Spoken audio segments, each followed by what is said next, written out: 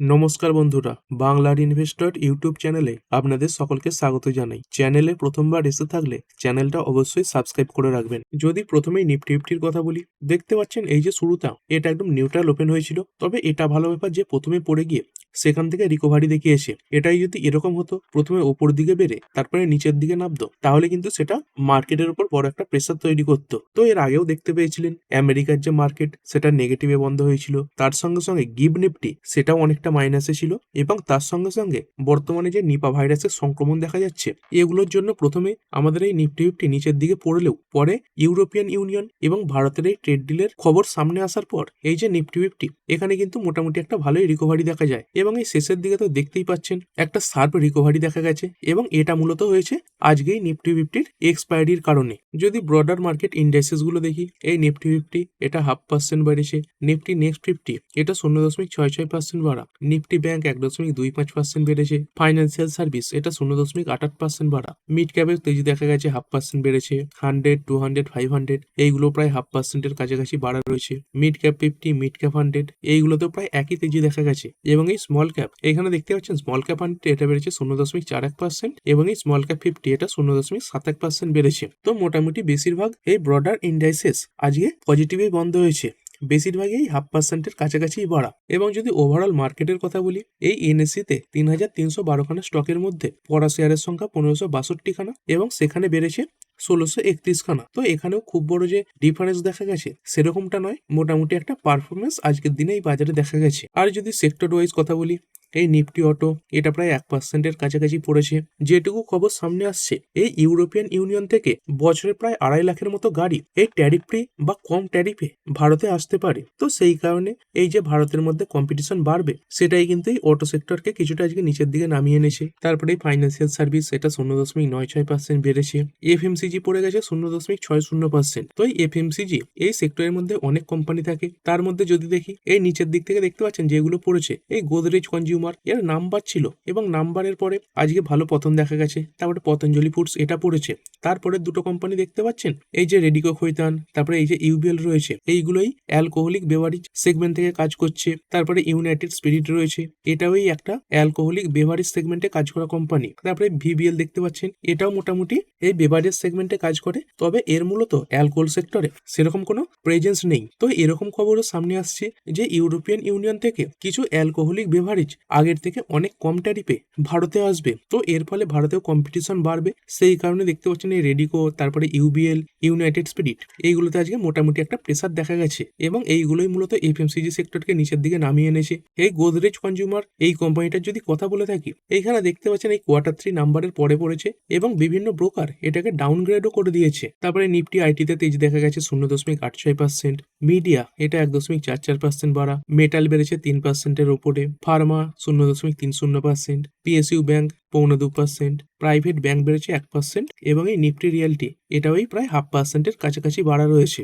তো এখানে দেখতে পাচ্ছেন এই যে মেটাল সেক্টর খুবই ভালো পারফর্ম করেছে 3%-এর উপরে। যদি এর বিভিন্ন কোম্পানিগুলো দেখি, যেমন হিন্দুস্তান জিঙ্ক দেখতে পাচ্ছেন প্রায় 4% বাড়া, তারপরে এই হিন্দুস্তান কপার এটাও বেড়েছে 5%-এর উপরে, এবং এরই সঙ্গে সঙ্গে অন্যান্য যে মেটাল সেক্টরে কাজ করা কোম্পানি সেইগুলোও খুব ভালো পারফরমেন্স দেখিয়েছে। এইখানে দেখতেই পাচ্ছেন এই যে বেস মেটাল রয়েছে, এইগুলোতে খুবই ভালো তেজি দেখা গেছে। এই গোল্ড ফিউচার 1.62% বেড়েছে, এই 1,58,000-এর উপরে চলছে, এবং তার সঙ্গে সঙ্গে সিলভারে আজকে এক্সট্রা অর্ডিনারি র্যালি দেখা গেছে। এতটা বেড়ে যাওয়ার পরেও আজকের দিনে দেখতে পাচ্ছেন এই 8%-এর উপরে বেড়েছে, এই মুহূর্তে প্রায় 8.5%-এর কাছাকাছি বাড়া রয়েছে। প্রায় টাকার হিসাবে দেখতে পাচ্ছেন প্রায় 29,000 টাকার কাছাকাছি বেড়েছে। তো মূলত জিওপলিটিক্যাল যে টেনশন সেটা বাড়ছে, এই আমেরিকার যে নেভি ফোর্স তারা এই ইরানের দিকে এগোচ্ছে, তার সঙ্গে সঙ্গে এমন খবর সামনে আসছে যে আমেরিকাতে বাজেট নিয়ে কিছু প্রবলেম দেখা যাচ্ছে, এবং যেই কারণে আমেরিকাতে শাটডাউন দেখা যেতে পারে, এবং এই সব ভয়েই এই যে প্রিসিয়াস মেটাল রয়েছে এইগুলোতে বড় কেনাকাটা দেখা যাচ্ছে। আর এরপরে যদি নিফটি ফিফটির কথা বলি,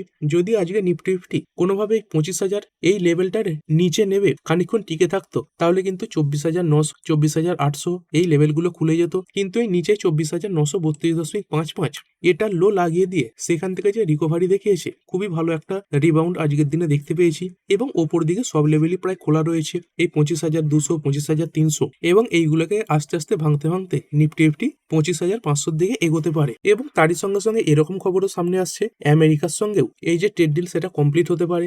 এর আগের দিন আমেরিকার যিনি ট্রেজারি সেক্রেটারি রয়েছেন স্কট বেসেনজি, তিনি কিন্তু বলেছেন যে ভারতের উপর এবার এই যে ট্যারিফ সেটা কমানো যেতে পারে। এরপরে যদি আদানি গ্রুপের কথা বলি, তো এর আগে এরকম খবর সামনে এসেছিল যে আদানির বিরুদ্ধে আমেরিকাতে তদন্তকারী টিম তাদের কোর্টে গেছে, যাতে তারা সরাসরি এই আদানিকে সমন পাঠাতে পারে। তো সেই ব্যাপারে আদানি গ্রুপ ক্ল্যারিফিকেশন দিয়েছে। এইখানে দেখতে পাচ্ছি নো অ্যালিগেশন এগেনস্ট কোম্পানি, যেটাই আদানি এন্টারপ্রাইজেস এর এই স্টক এক্সচেঞ্জকে জানিয়েছে। এবং এটাও বলছে Adani Enterprises reiterated that the reported development do not involve the company and do not have any bearing on its disclosure. মানে আদানি গ্রুপ বলছে এই যে খবরটা তার সঙ্গে কোম্পানির কোনো সম্পর্ক নেই এবং এমন কিছু জিনিস নেই যেগুলো আদানি গ্রুপ ডিসক্লোজ বা প্রকাশ করেনি। এবং তারপরে স্বাভাবিকভাবেই এই আদানি গ্রুপের কোম্পানিগুলোতে একটা রিকভারি আসার দরকার ছিল এবং এখানে দেখতে পাচ্ছেন সেরকম এসেওছে। এই এসিসির যদি কথা বলি 1%-এর উপরে বেড়েছে, আদানি এন্টারপ্রাইজেস 5%-এর উপরে, আদানি গ্রিন 3.5%, আদানি পোর্টস বেড়েছে 4%-এর উপরে।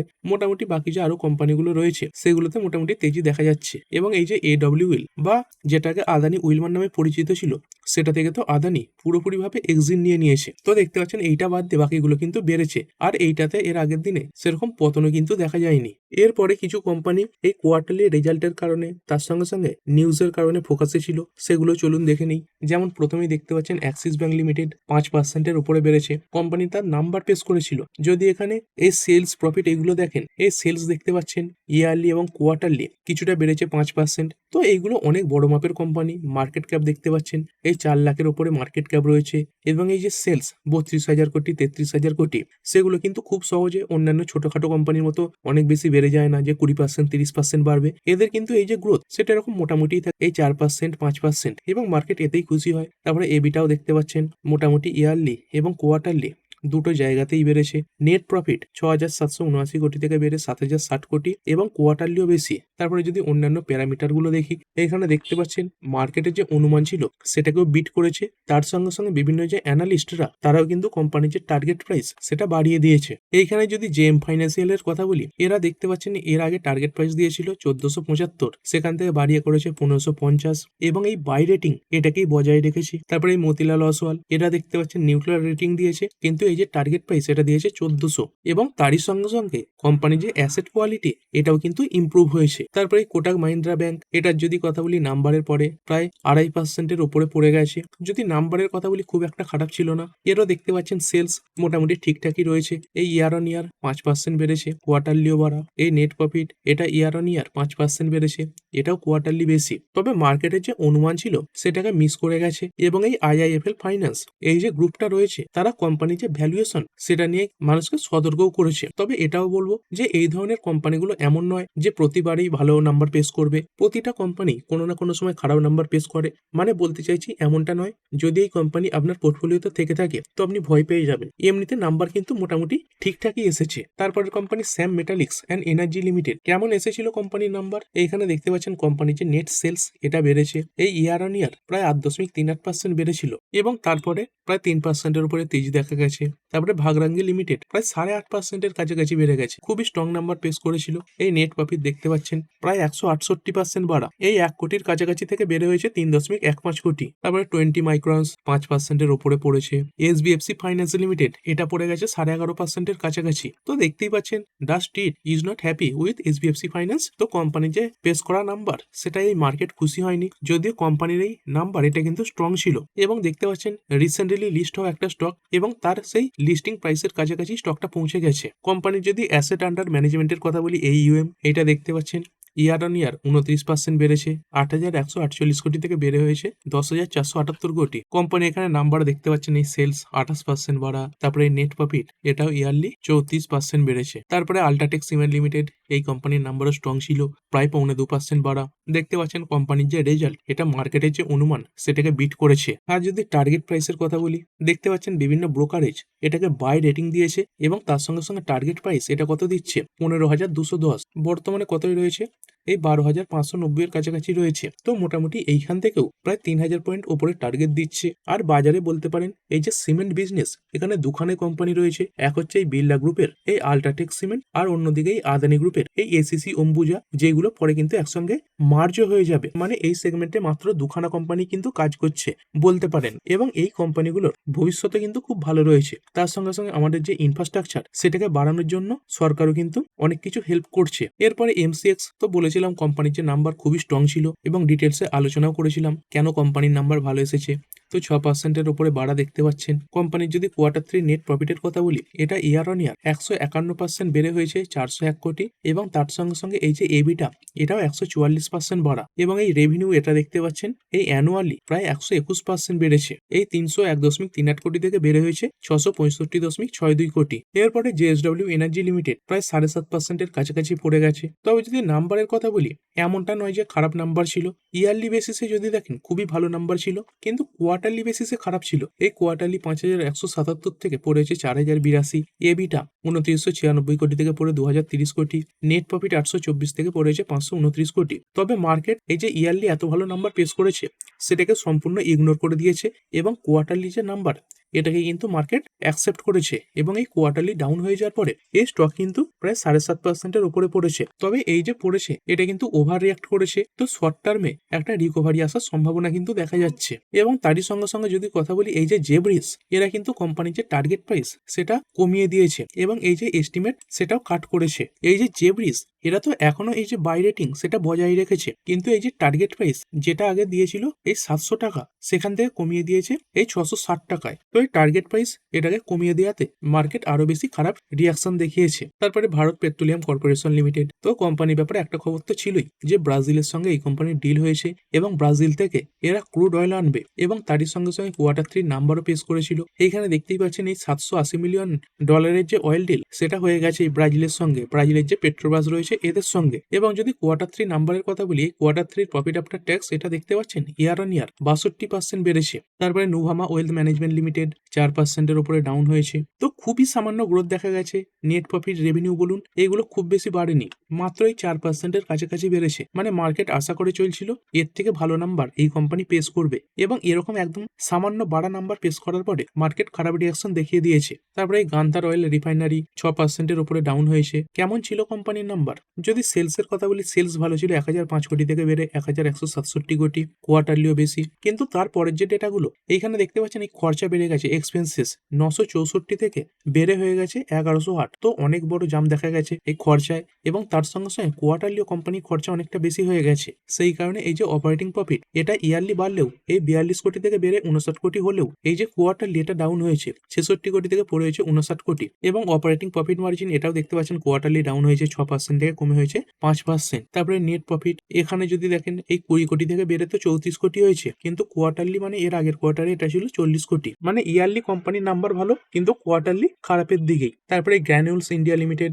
প্রায় 2.40% বেড়েছে। কোম্পানির এই Q3 যে নেট প্রফিট এটা 28% বেড়েছে। তারপরে আরবান কোম্পানি লিমিটেড 2.32% ডাউন। কোম্পানির এই যে Q3 নাম্বার এটা দেখতে পাচ্ছেন উইক ছিল, এবং যদি আইপিও প্রাইস থেকে দেখি বর্তমানে প্রায় 28% নিচে এটা কিন্তু ট্রেড করছে। এবং কোম্পানির যে গাইডেন্স সেটাও খুব একটা স্ট্রং ছিল না, দেখতে পাচ্ছেন with stepped up investment in building InstaHelp we expect the consolidated business to remain loss making for the next few quarter. মানে কোম্পানি নিজেই বলছে তারা এখন বর্তমানে প্রচুর পরিমাণে ইনভেস্টমেন্ট করছে, মানে ক্যাশ বার্ন করছে। সেই কারণে কোম্পানির পরবর্তী কিছু কোয়ার্টার এই দুর্বলই থাকতে পারে, এবং দুর্বল মানে কেমন, এই লস মেকিং থাকবে। তো এই কমেন্ট্রি এবং তার সঙ্গে সঙ্গে উইক নাম্বারের পরে স্টক কিন্তু ডাউন হয়েছে। এরপরে চলুন যেই শেয়ারগুলো ভালো পরিমাণে বেড়েছে এবং পড়েছে সেগুলো দেখে নিই। প্রথমেই অ্যাজিস ভোপা প্রায় 8.80% বেড়েছে। তারপরে করুর ভাস্তা ব্যাংক এটা প্রায় 10% বেড়েছে।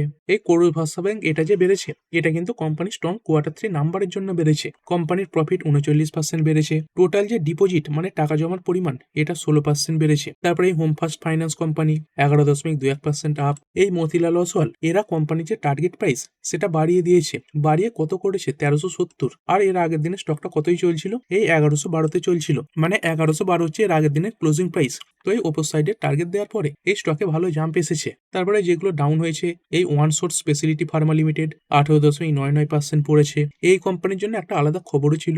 এইখানে দেখতে পাচ্ছেন এই যে সেমাগ্লুটাইড ডিলে, এইটার কারণে কোম্পানির যে কোয়ার্টার 3 পারফরমেন্স সেটা দুর্বল হয়েছে। এই যে সেমাগ্লুটাইড এই যে ড্রাগটা রয়েছে, তো সেটাকে তারা কানাডাতে লঞ্চ করতে চায় এবং যেই ব্যাপারে বিভিন্ন রেগুলেটরি অ্যাপ্রুভালের প্রয়োজন রয়েছে এবং সেই যে রেগুলেটরি অ্যাপ্রুভাল সেটা পেতে কোম্পানির দেরি হচ্ছে। তবে শুধু এই কোম্পানি নয়, অন্যান্য এই ফার্মা সেক্টরে কাজ করা কোম্পানিগুলোতে মোটামুটি ডাউনফলই দেখা গেছে। যেমন এই সিনজিন ইন্টারন্যাশনাল প্রায় 9.92% পড়েছে। তারপরে এই সিগাচি ইন্ডাস্ট্রিজ এটাও 12%-এর উপরে পড়া। তো খবর কি আছে, এই ইউরোপিয়ান ইউনিয়ন এবং ভারতের মধ্যে যে ফ্রি ট্রেড এগ্রিমেন্ট সাইন হয়েছে এবং সেই খবরের পরে বেশিরভাগ ফার্মা কোম্পানিতে পতন দেখা গেছে। কি কারণে, চলুন কারণটা দেখে নিই। দেখতে পাচ্ছেন এই ইন্ডিয়া এবং ইউরোপিয়ান ইউনিয়ন এদের মধ্যে একটা ডিল সাইন হয়েছে, যার মাধ্যমে কি হয়েছে, প্রায় 11% ইউরোপিয়ান ইউনিয়নের যে ফার্মা প্রোডাক্ট তাদের ওপর যে ট্যারিফ বস্তু বা ডিউটি বস্তু সেটা পুরোপুরিভাবে এলিমিনেটেড, মানে জিরো হয়ে গেছে। তো এর ফলে কি হবে, আমাদের বাজারে আমাদের যে দেশীয় কোম্পানিগুলো রয়েছে সেগুলোর সঙ্গে ইউরোপিয়ান ইউনিয়নের কোম্পানিগুলোর এই যে কম্পিটিশন